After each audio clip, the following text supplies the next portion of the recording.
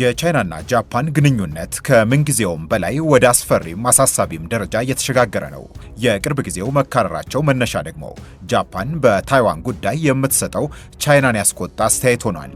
ታይዋን ያፈነገጠች የግዛት አካሌ ነች፣ አስፈላጊ በሆነ ጊዜም ጠቀልላታለው የምትለው ቻይና በታይዋን ጉዳይ ተቃራኒ ሐሳብ መስማት አትፈልግም። ከሰሞኑ ግን አዲሷ የጃፓን ጠቅላይ ሚኒስትር ሳናኤ ታካይቺ በፓርላማ ተገኝተው ቻይና በታይዋን ላይ ምንም አይነት ጥቃት የምትሰነዝር ከሆነ ለጃፓን የደህንነት ስጋት ስለሚሆን እጃችንን አጣጥፈን አንመለከትም አሉ። ይህም የቻይናን መንግስት ክፉኛ አስቆጣው። ቻይና በታይዋን ጉዳይ እጁን ለማስገባት ለሚሞክር ለየትኛውም ሀገር አልመለስም አለች።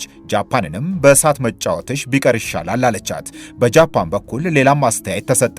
ጃፓን በታይዋን አቅራቢያ የሚሳኤል መቃወሚያ ስርዓትን የመትከል ፍላጎት እንዳላት ተናገረች። የጃፓኑ የመከላከያ ሚኒስትር ሺንጂሮ ኮይዙሚ ሀገሬ የሚሳኤል መከላከያውን ዮናጉኒ በተባለው ደሴት አቅራቢያ የመትከል ፍላጎት አላት አሉ።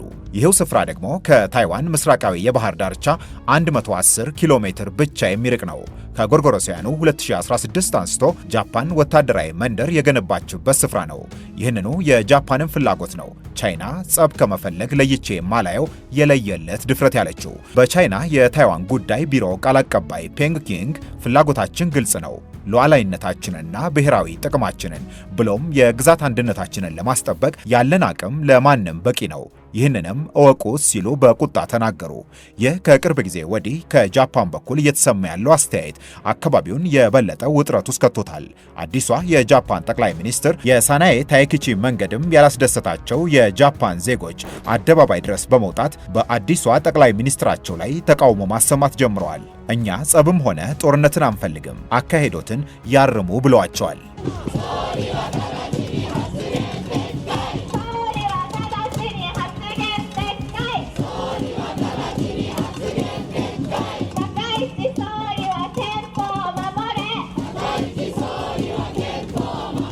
የሰላምና ደህንነት ጉዳይ አጥኚና ተመራማሪ የሆኑት ፕሮፌሰር አሾክ ስዋን ቻይና የጃፓንን እቅድ ለማስቆም ማንኛውንም መስዋዕትነት ለመክፈል እንደማትመለስ ያስረዳሉ።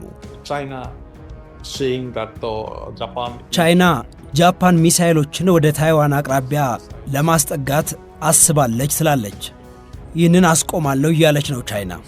ቻይና በፍጹም በታይዋን ምድር ላይ ጃፓን ሚሳኤል እንድትተክል አትፈቅድም። ዝም ብላም አትመለከትም።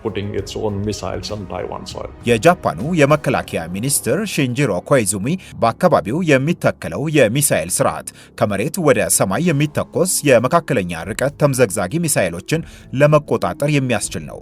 ይህ ደግሞ ለደህንነታችን አስፈላጊ ነው ይላሉ።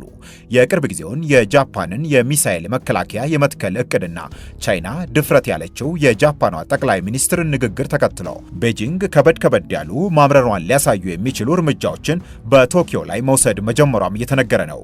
ወደ ጃፓን ለጉብኝት የሚጓዙ በመቶ ሺዎች የሚቆጠሩ ቻይናውያን ጉዟቸው እንዲሰረዝ ተደርጓል። ቤጂንግ ከጃፓን የሚገቡ የታሸጉ የባህር ምግቦችንም እንዳይገቡ አግጃለሁ ብላለች። ጃፓን፣ ቻይናና ደቡብ ኮሪያ በባህል ሚኒስትሮች ደረጃ የሚያደርጉትን ስብሰባም ቻይና ለጊዜው ማራዘሜ ይታወቅልኝ ብላለች። ይህ ሁሉ በታይዋን ጉዳይ ያለኝን አቋም ሁሉም ይወቀው ብላ ቻይና የወሰደችው እንደሆነ እየተነገረ ነው። ቻይናና ጃፓን እርስ በርስ የማይግባቡበት ጉዳይ ብዙ ቢሆንም በመሪዎች ደረጃ በዚህ ልክ የተካረረ ሐሳብ ሲያነሱ ግን ያሁኑ የመጀመሪያቸው እንደሆነ መረጃዎች ይናገራሉ። ይህ የቻይናና ጃፓን አዲስ ሰጣ ገባ መነሳት የጀመረው ቻይና በቅርብ ጊዜ ውስጥ ታይዋንን ልትወር ትችላለች የሚለው ሐሳብ ጎልቶ እየተሰማ ባለበት በዚህ ጊዜ ነው አሜሪካ ከደህንነት መረጃዎቼ ተነስቼ የደረስኩበት ነው ብላ ከወራት በፊት ባወጣችው መረጃ ቻይና በ2027 ታይዋንን ልትወር እንደምትችል ተናግራለች። የአሜሪካው የመከላከያ መስሪያ ቤት የበላይ ፔቴክስስ በሰጡት ሐሳብ ቻይና ታይዋንን የመውረሯ ነገር የሚሆንና የማይቀር አይነት ነው ብለው ነበር። የትራምፕ አስተዳደር ታይዋንን ጨምሮ የአውሮፓ ሀገራትም ሊመጣ የሚችል የጦርነት ስጋትን እንዲቋቋሙ የመከላከያ በጀታቸውን እንዲጨምሩ ይፈልጋል። ከአጠቃላይ ሀገራዊ ምርታቸው 5% ለመከላከያ ወጪ መዋል አለበት የሚል አቋምም አለው የትራምፕ አስተዳደር። ፕሬዚዳንት ትራምፕ ራሳቸው አሜሪካ ላይ ጥገኛ መሆን ከዚህ በኋላ አያዋጣም፣ የመከላከያ አቅማችሁን ከፍ አድርጉ ሲሉም መክረዋል። ይህ ትልቁ ዓላማው አንድ ነው። የአሜሪካ የመሳሪያ አምራች ኩባንያዎች በመሳሪያ ሽያጭ አቅማቸውን ማጠናከር ነው። እናም ታይዋንም ባለፈው ሳምንት ይህንኑ የአሜሪካን ምክር ተከትላ ለመከላከያ ወጪ የምትመድበውን በጀት 5% ለማድረስ ውጥን ስለመያዟ ተናግራለች። ይኸው የአካባቢው ውጥረት ከምንጊዜውም በላይ በከረረበት በዚህ ጊዜ የታይዋን ፕሬዝዳንት ዊሊያም ላይ ቺንግቲ ታይዋን ራሷን ከቻይና ጥቃት ለመከላከል የሚያስችላትን የ$40 ቢሊዮን የመከላከያ በጀት ማጽደቃቸውን አስታውቀዋል። ይኸው ተጨማሪ በጀት ከመጪው ዓመት 2026 እስከ 2033 ባለው ጊዜ ተከፋፍሎ የሚመደብ ነው ብለዋል። ይህም ታይዋን የእስራኤሉን አይረን ዱም ሞዴል ተመሳስሎ የተሰራ ቲዱም የአየር መከላከያ ጋሻን እንድትታጠቅ የሚያደርጋት ነው ተብሏል። የቻይና ታይዋንን መውረር አይቀሬ ነው የሚሉ ትንታኔ አቅራቢዎች የተለያዩ ማስረጃዎችን ያቀርባሉ። አንደኛው የቻይና የወርቅ ክምችት ከምንጊዜውም በላይ መድረሱን በመጥቀስ ይህም በወረራው ወቅት ከምዕራባውያን ሀገሮች የሚደርስባትን ማዕቀብ መሻገሪያ በሚል ሆን ብላ እያደረገች ያለችው ነው ይላሉ። እንደ ስቶክሆልም ኢንተርናሽናል ፒስ ሪሰርች ኢንስቲትዩት ያሉት የምርምር ተቋማት ደግሞ ቻይና ባለፉት ዓመታት በወታደራዊ ተቋሞቿ ላይ ያወጣችው ወጪ ከቀደመው ጊዜ በ23 እጥፍ ብልጫ ያለው መሆኑን ያነሳሉ።